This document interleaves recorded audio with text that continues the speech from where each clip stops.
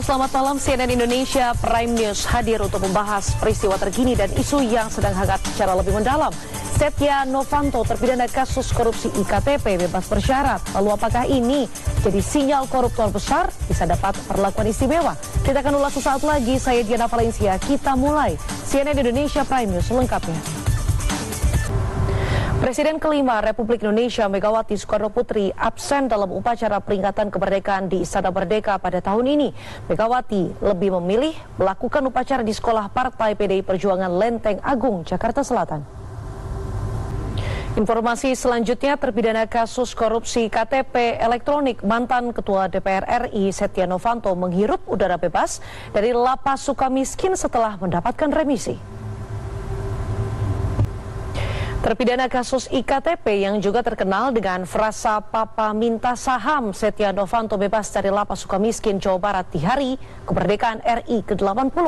Banyaknya remisi yang diberikan memunculkan tanya masyarakat, apakah remisi jadi suatu celah membebaskan koruptor besar dari hukuman karena mencuri uang rakyat? Kita akan bahas topik ini dengan Kepala Kanwil Ditjen Permasyarakatan Jawa Barat, Kusnali, dan juga mantan penyidik Selanjutnya, Komisi Pemberantasan Korupsi menggandeng PPATK untuk menelusuri dugaan rekening siluman dan pembagian fee kepada sejumlah pejabat di Kementerian Agama. Hal ini adalah bagian dari pengusutan aliran dana kasus dugaan korupsi kuota haji 2024.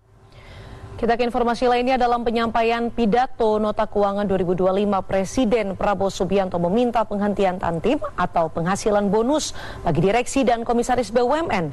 DPR setuju adanya evaluasi pengelolaan BUMN.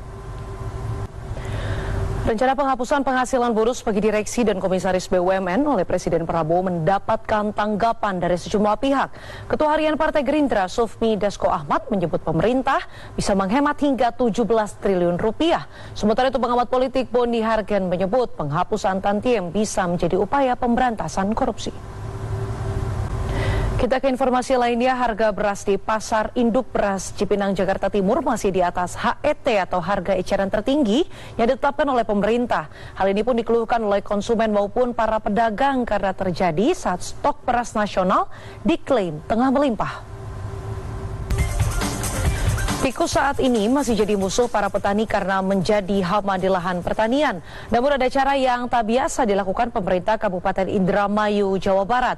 Bupatinya yang memang hobi memelihara binatang melata memutuskan menyebar ular di persawahan agar bisa memangsa tikus. Kecelakaan lalu lintas terjadi di Simpang 4 Kelurahan Kerampiangan, Kota Pasuruan, Jawa Timur. Sebuah sepeda motor menabrak mobil suplai damkar. Akibatnya 2 orang korban luka, 1 diantaranya kritis. Dan dari Klaten, Jawa Tengah, karena kurang konsentrasi saat mengemudi sebuah mobil ambulans menabrak sepeda motor dan beberapa kios di depan pasar tradisional Payat. Dan informasi terkini lainnya akan kami hadirkan sesaat lagi. Tetaplah bersama CNN Indonesia Prime News. Pemerintah Israel mengumumkan niatnya untuk menguasai kota Gaza dan warga Palestina pun diperintahkan untuk meninggalkan zona pertempuran di wilayah tersebut. Menurut Hamas, rencana Israel itu merupakan gelombang baru genosida dan pengungsian bagi ratusan ribu penduduk Gaza. Informasi ini sekaligus mengakhiri CNN Indonesia Prime News pada malam hari ini. Saya Diana Valencia pamit undur diri. Selamat malam. Sampai jumpa.